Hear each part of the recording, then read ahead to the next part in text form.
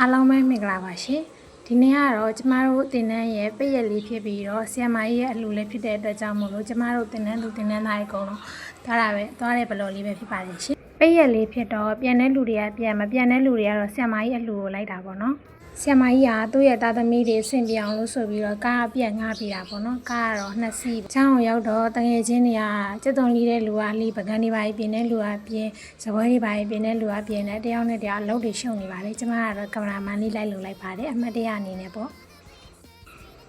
ဒါလေးကတော့အကုန်ပြင်ဆင်ပြီးတော့ချွေတိုက်မယ်ဆိုပြီးတော့ချိုးပြင်းနေတဲ့အကူတွေပါသူတို့ကတော့လက်မဆေးဘူးလို့တော့ပြောပါတယ်ကျန်တဲ့လူကတော့ကုန်သားပါတယ်ကျမကတော့မကြိုက်လို့မတောက်လိုက်ပါဘူး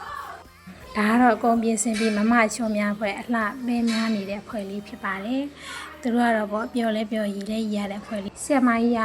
အဆန်ကျဲမယ်လို့ပြောလို့စောင့်နေကြတဲ့ဖွဲ့လေးပဲဖြစ်ပါတယ်ရက်ွက်ထဲကလူတွေရောဘာတွေရောဆိုအများကြီးပေါ့နော်ပျော်စရာတော့ကောင်းပါတယ်ကျမကတော့မကောက်ခဲ့ပါဘူးကြောက်လို့ပါတက်နေခါမှာ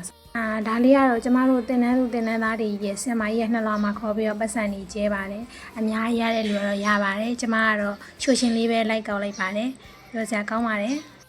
ပြီးတော့ဓာတ်ပုံတွေလည်းတူတူရိုက်ခဲ့ပါတယ်တငယ်ကွန်ပီစီဆိုပြီးကျမတို့တငယ်ချင်းဖွဲ့ပြန်မလို့အောက်ကိုဆင်းလာပါ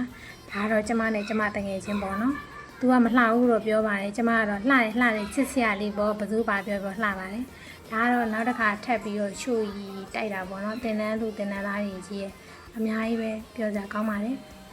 ချိုရီတိုက်ပြီးတော့မပြန်ခင်လေးဆိုပြီးတော့အကုန်လုံးအမိုက်ကောက်ခိုင်းပါတယ်ကောက်တဲ့လူကကောက်မကောက်တဲ့လူကမကောက်နဲ့ပေါ့နော်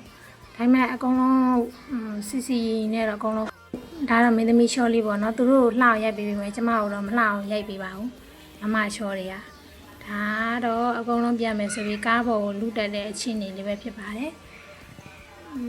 ဒီနေ့ဆရာမကြီးအလှမို့လို့အကုန်လုံးပြောခဲ့ရပါတယ်အစတရရကိုကိုစောက်ချောက်ပေးလို့လေဆရာမကြီးကိုကျေးဇူးတင်ပါတယ်